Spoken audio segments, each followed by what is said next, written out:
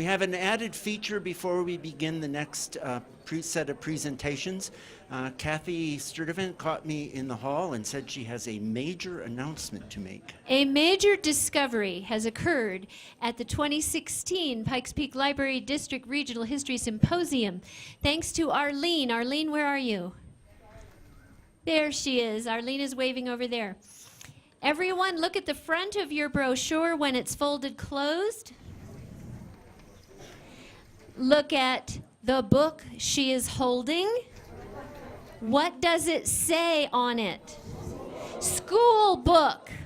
So, for many years, all of my professors, I, guilty as charged, and everyone I know has taught that what she was holding was the Bible, and all it was the Bible of education. I'm sure the message was that westward expansion carries education to the west, but that changes everything. Thank you.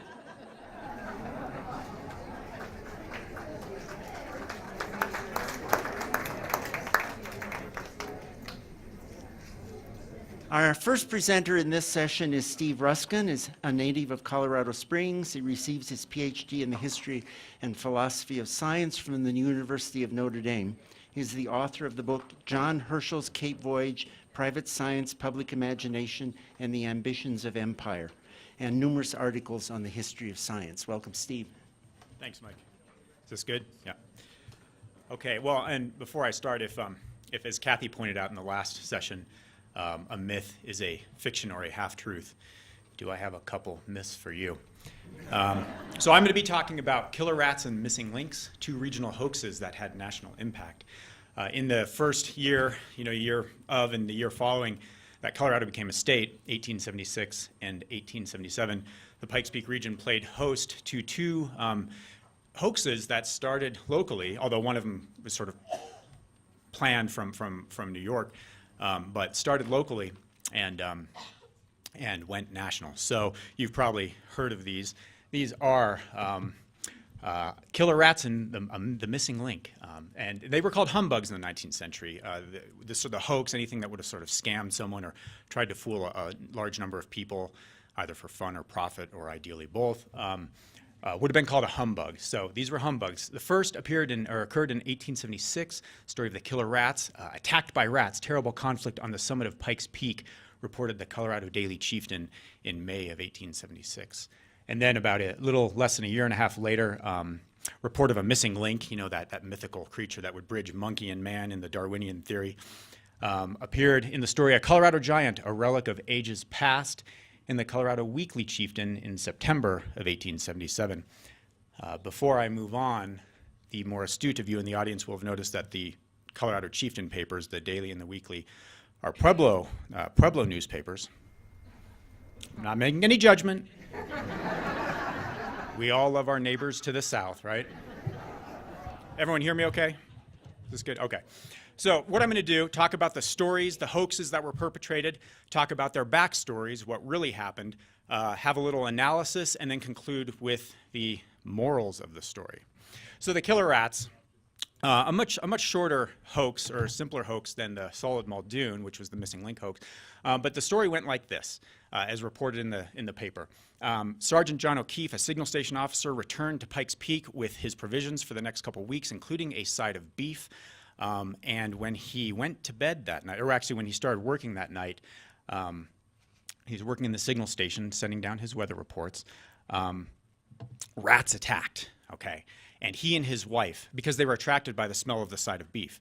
So John O'Keefe and his wife, he was not married in real life, but his wife fought them off. It was an epic all-night struggle, and to survive, John had to encase himself in, I think, zinc or tin plating, used for the gutters, I think, so he wrapped himself in armor and fought the rats off with an Indian war club.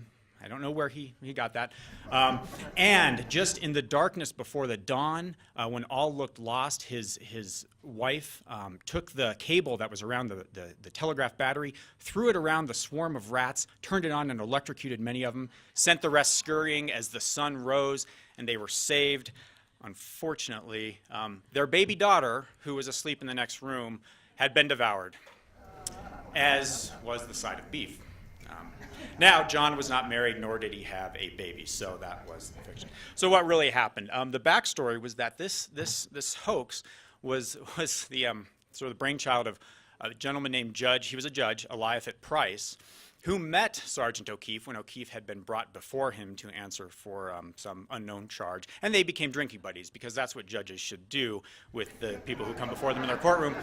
Drinking buddies in Colorado City, of course, not Colorado Springs, where you couldn't do that sort of thing. And so over one of their drinking sessions, they came up with this story.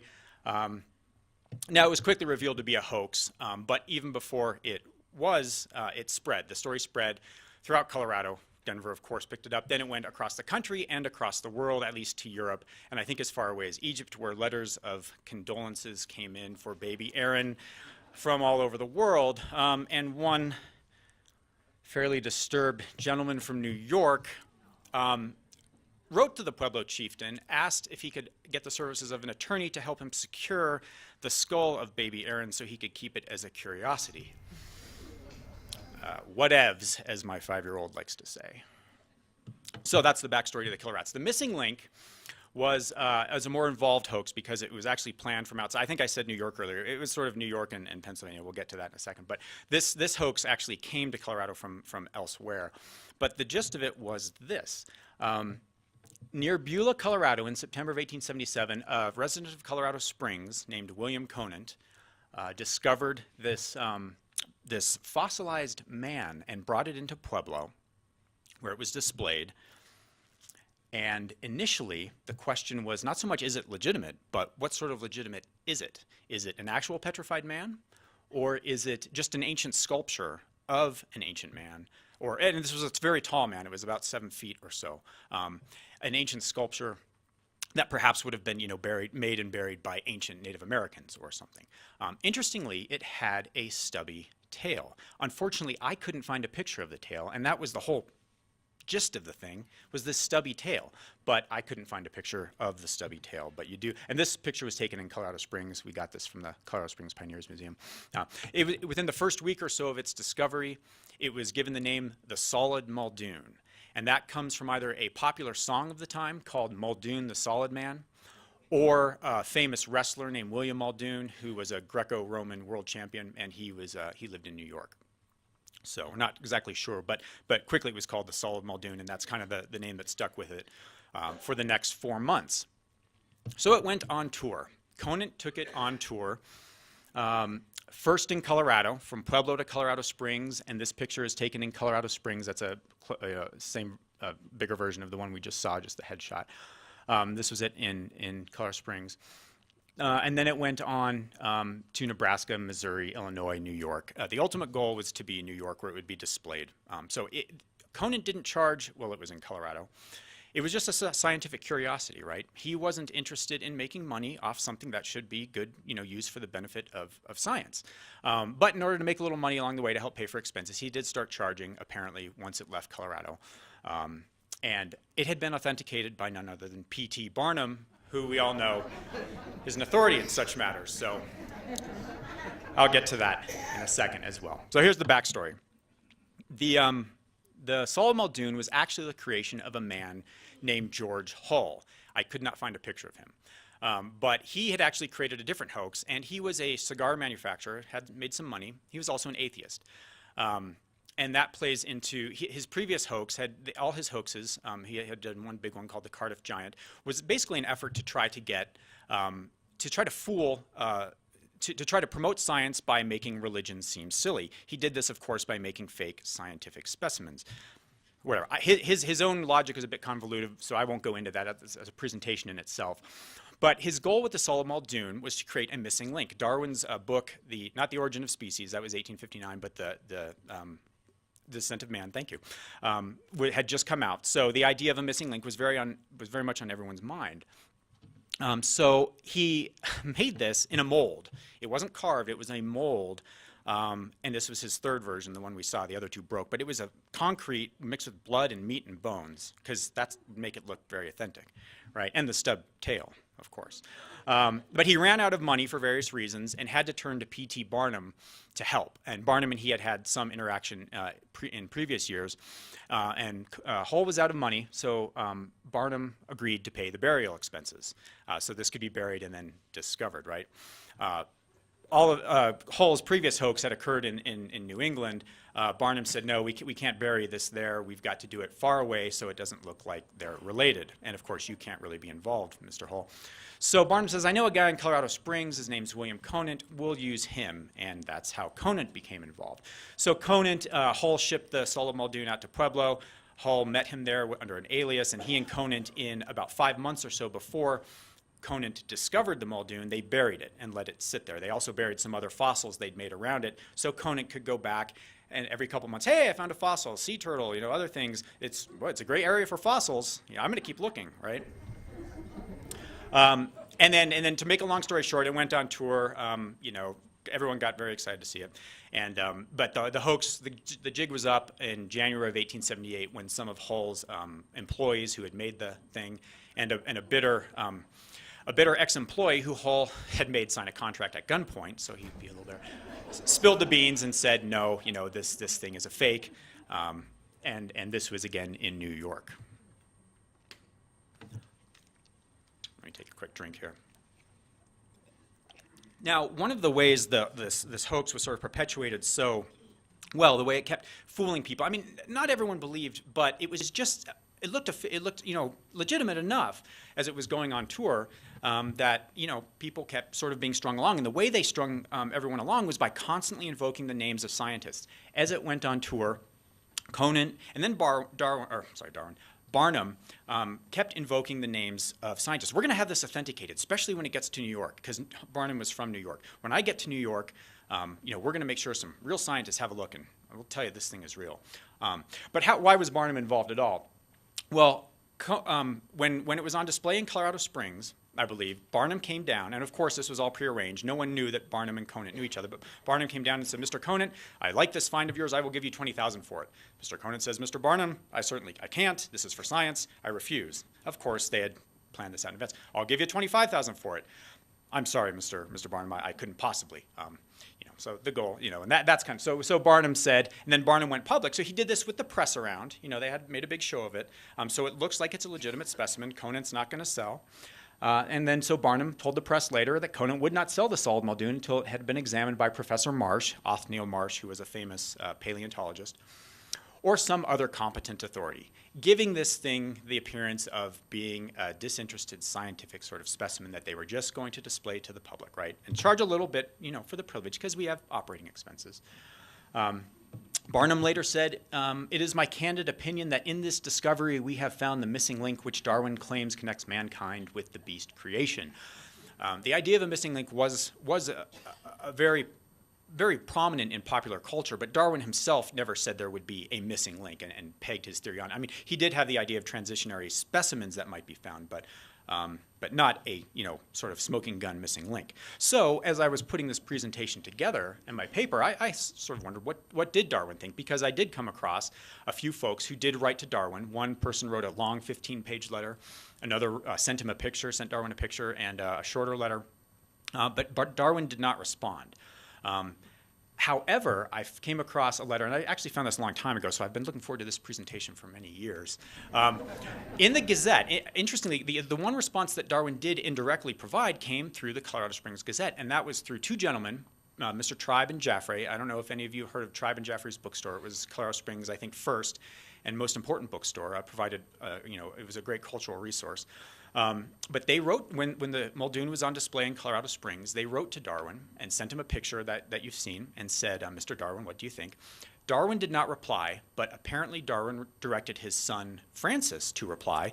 So when the letter came back to Messrs. Tribe and Jaffray, they gave it to the Gazette, and the Gazette published it. And here was the response. Dear sir, I am directed by my father to thank you for the photograph you were so good as to send him. It is impossible to form a judgment without seeing the specimen. There seems to be a strong probability that the whole thing is an imposture. Dear sir, yours faithfully, Francis Darwin.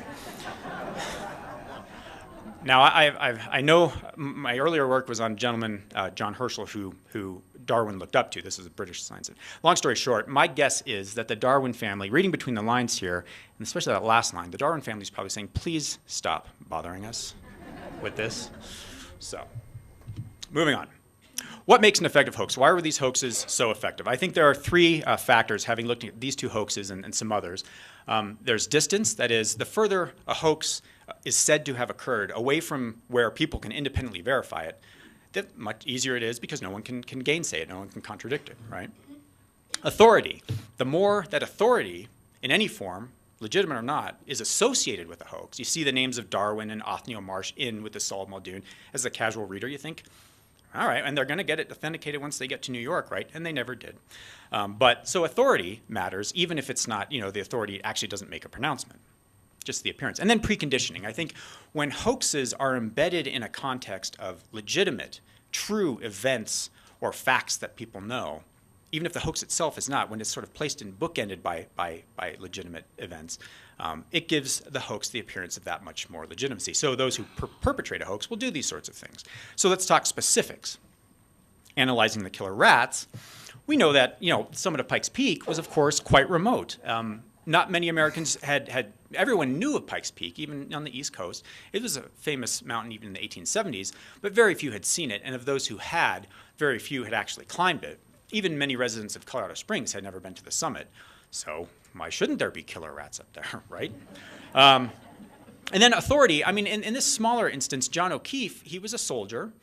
No one knew that he was a drinking buddy of the judge, but he was well, maybe some probably did, but he was a soldier. He was a government employee working to provide weather data for the benefit of the entire country. And in the article, he's described as a hero who fights off the animals with great presence of mind. So sounds like an authority to me. He's a good military man.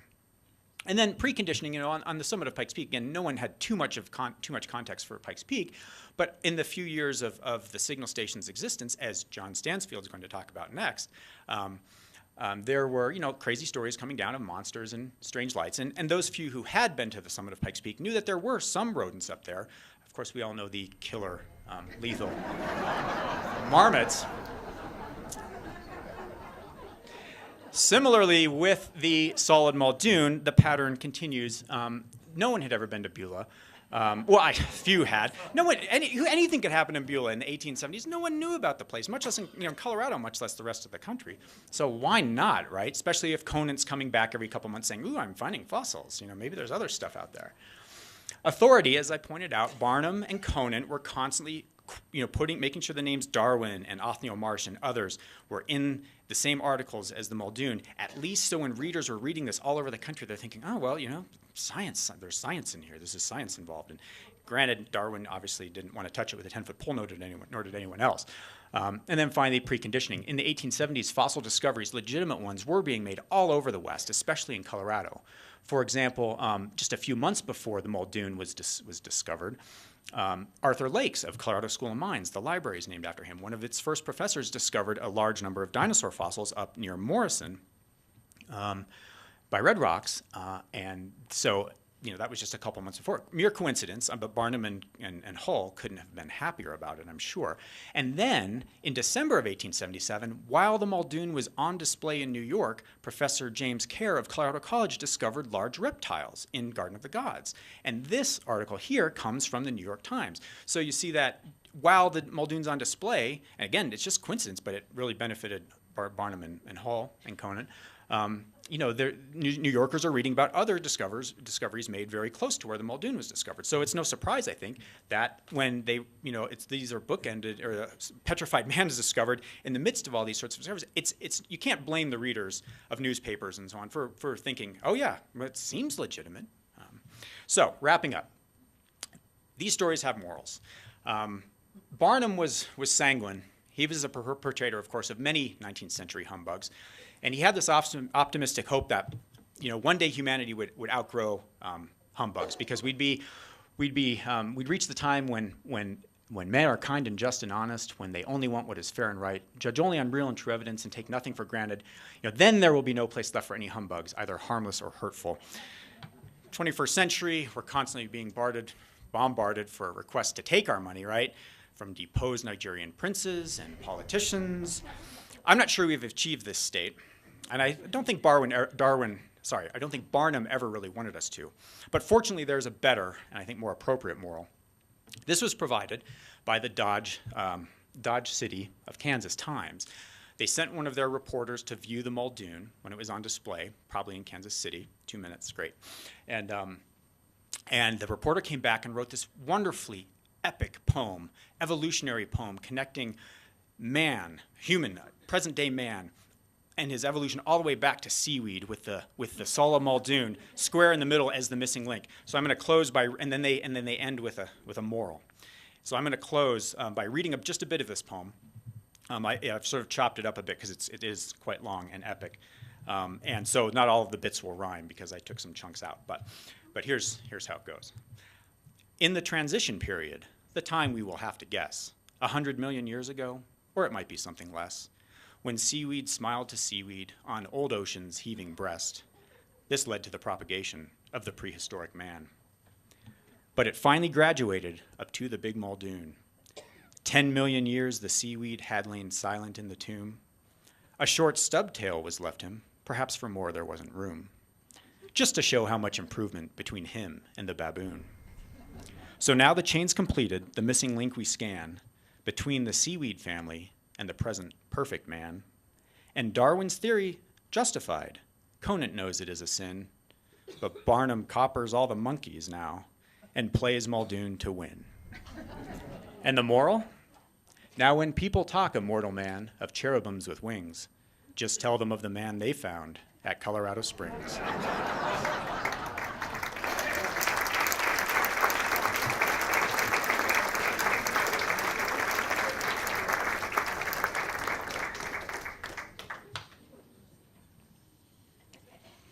Our next presenter is John Stansfield. He's recounted stories from the American West and the world for more than 15 years. As a storyteller and author, he reenacts the lives of national park pioneers Enos Mills and John Otto, as well as Charles Fox Gardiner, frontier physician. He authored biographies, Enos Mill, Rocky Mountain naturalist, and John Denver, Man for the World. His book, Writers of the American West, Multicultural Learning Encounters, earned a Colorado Authors League Award and was a finalist for the Colorado Book Award. John. Thank you. I realized in preparing for this presentation that the more that I learn about the experiences of the Pikes Peak Signal Service weather observers, the more I realize that their physical and psychological struggles and successes are some of the most remarkable in Colorado history. That's a big statement. That's a big statement. But these guys had it rough. And they soldiered on. And that, well, I guess that's the moral from at the beginning rather than the end for me and perhaps for you. I hope my program will share even a small glimpse into their story.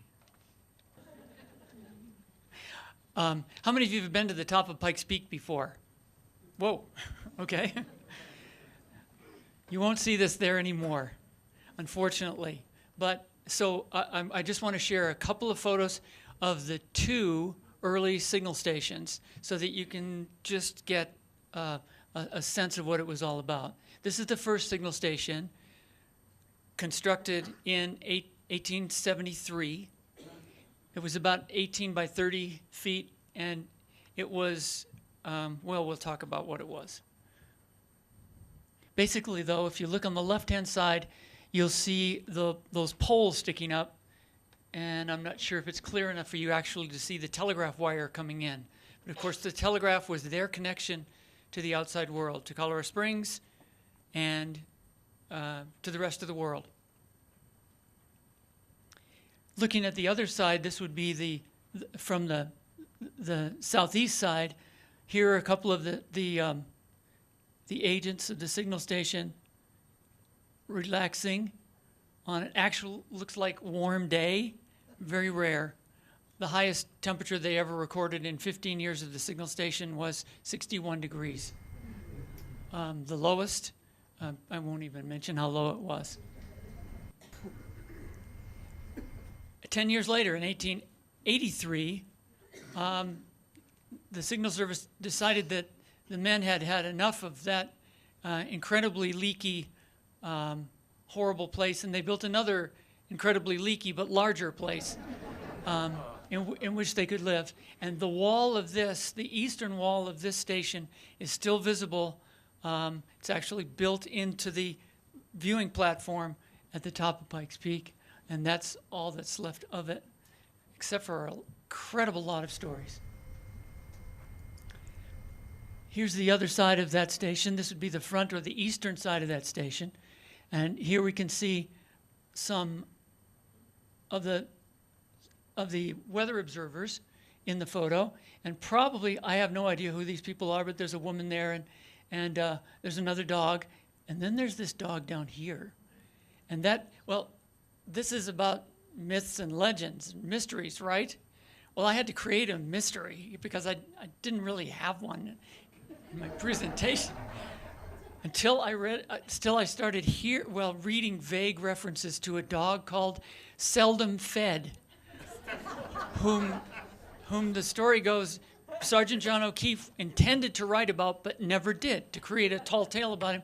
But I figured this he must have been moving when the picture was taken. This very cloudy picture here must be Seldom Fed. Look at the white paws that he has. Very strange looking dog. That's the mystery. Well, what did I say down here? We may never know if that's the mystery of Seldom Fed of Pikes Peak. And then, so much for that baloney. Now, whoops, hang on. I don't want to go there yet. What I'd like to do first is just give you a real quick historical background to the Weather Bureau. Wasn't the Weather Bureau yet, the Signal Station, the Signal Service, and the weather observers. The U.S. Army Signal Service, later called the Signal Corps, was formed in 1860. After significant involvement in the Civil War, the service expanded telegraph service westward for military and civilian purposes.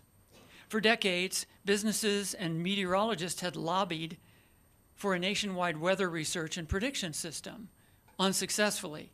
But in 1870, Congress created a National Weather Service under the administration of the U.S. Army Signal Service. The Army began rapid training at that time of non-commissioned officers and enlisted men in skills required for weather station operation, including telegraph construction and operation, meteorology, electricity, and public relations.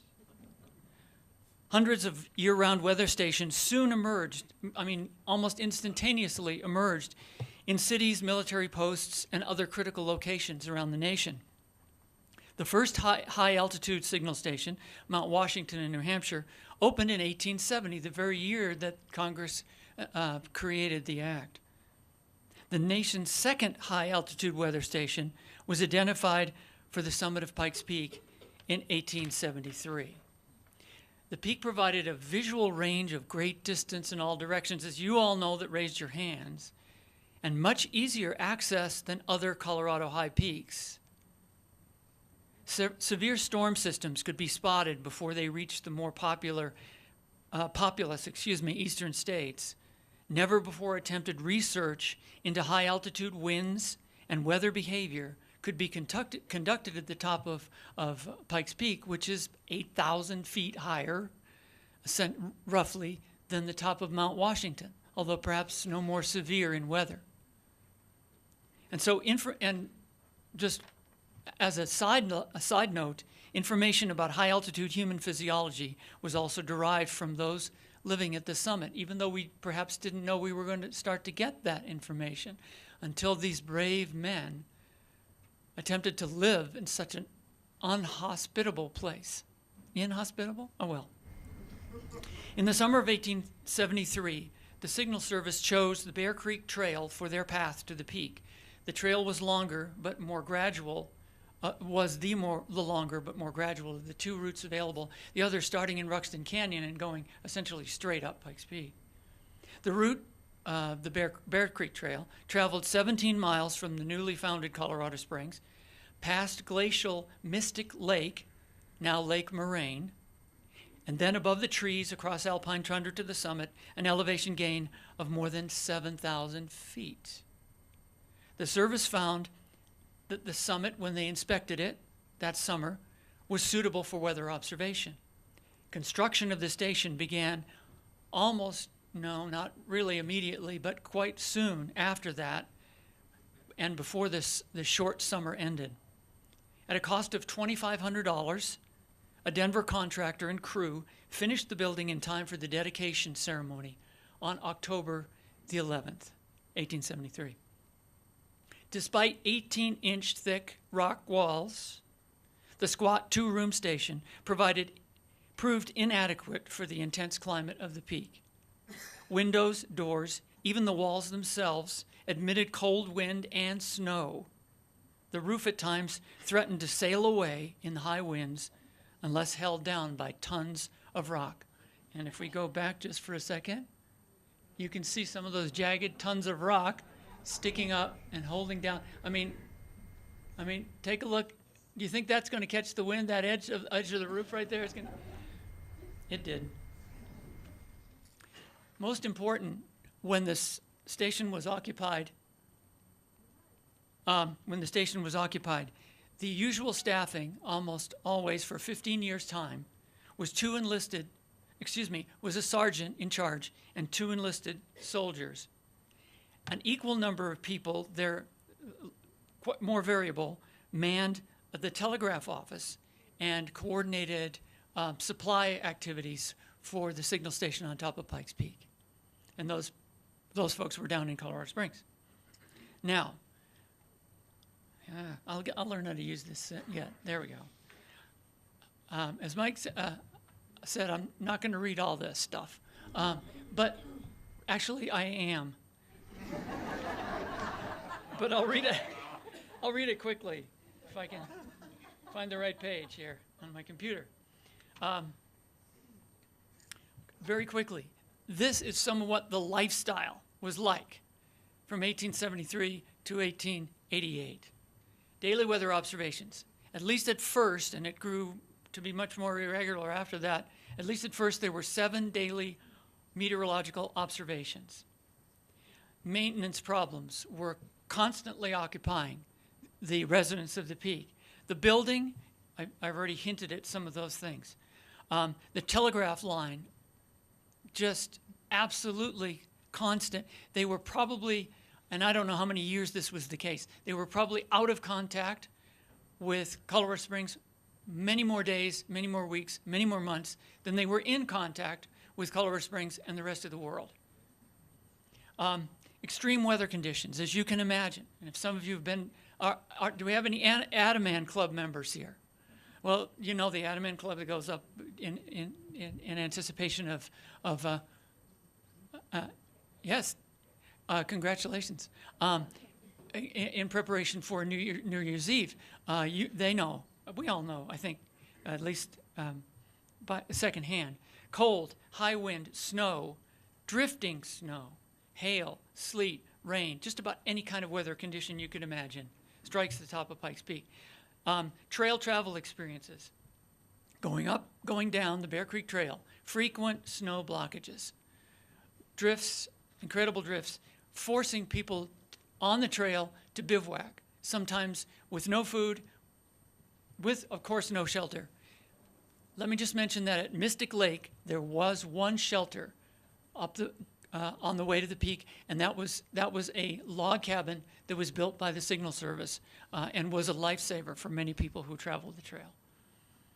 Electrical phenomena, lightning, of course, thunder, static electricity, incredible bolts of static electricity that would just sometimes almost blow the inside of the signal station apart, and at least the meteorological equipment was blown apart on many instances. The stove even was almost blown apart by static electricity charges.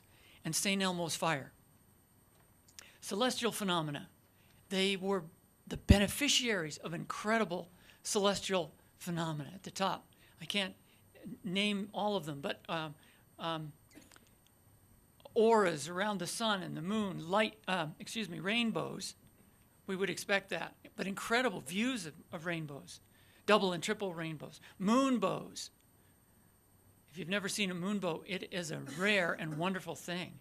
Earth shadows, meteor showers, wildlife encounters, even at the barren top of Pikes Peak. One of the signal station observers reported encountering a bison at the top of Pikes Peak. But he called it a mountain bison. I'm not sure if it was a bighorn sheep or not, but at any rate, it was impressive.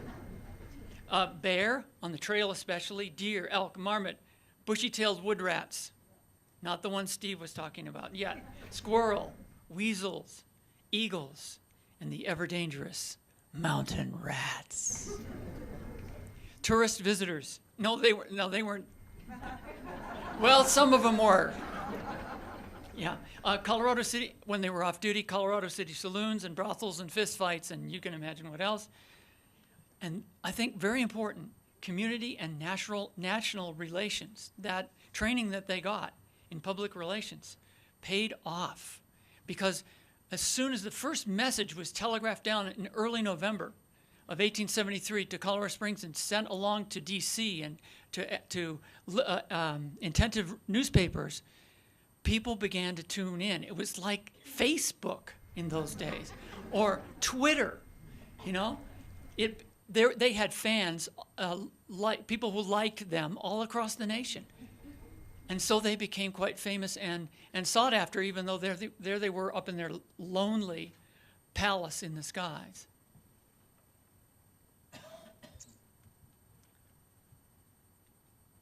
All right, what are some of the impacts of their lifestyle upon the men themselves? Environmental hazards, frostbite, hypothermia, snow blindness, lightning strike, riding accidents, mule kick, happened quite often. Attack by rats, didn't happen very often.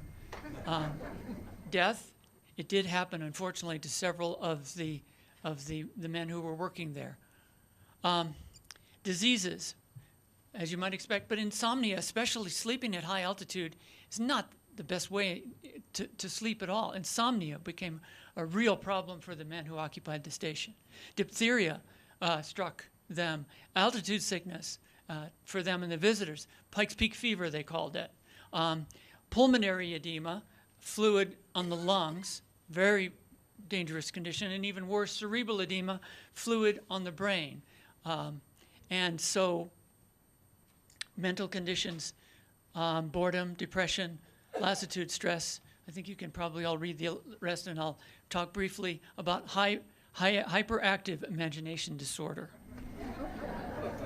Steve's already been talking about that too. I've chosen just a few, and I'm even going to have to skip over some of these because Dory's telling me I've just got 5 minutes. But I've chosen just a few of the experiences that were reported by the weather observers at the peak. And I've chosen the ones that were early on in their occupancy there because those it was all new to them. It was a whole new world.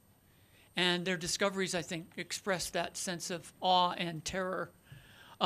Private James Smith was the first one of two of the signal station operators to come to the top of Pikes Peak. And he wrote in 1912, The telegraph line was our greatest problem. This line was of thin and inferior wire and very poorly constructed. Trees were used for supports, and they were continually falling down. Above the timberline, the wire would become encrusted with frost until it was fully 6 inches in diameter. When the line broke, someone had to go out and repair it, and the task usually fell to me. It was not only disagreeable, but dangerous. Within 2 months of living there, he had suffered such severe frostbite to his hands that he had to be sent down to Colorado Springs, doctored in Colorado Springs, and only occasionally was able to come from his work down in Colorado Springs back up to the station again when they needed someone to fill in. He knew what dangerous meant. The first sergeant in charge was Sergeant Robert Saboth. And he was a marvelous writer and I think a wonderful leader. He lasted almost a year at the top of the signals, at the top of the peak. But food and cooking, of course, are important for them and sometimes problematic. Yesterday we tried for the first time to cook bean soup. But after boiling for 12 hours, the beans were still hard and unfit for use, which settles the bean question with us.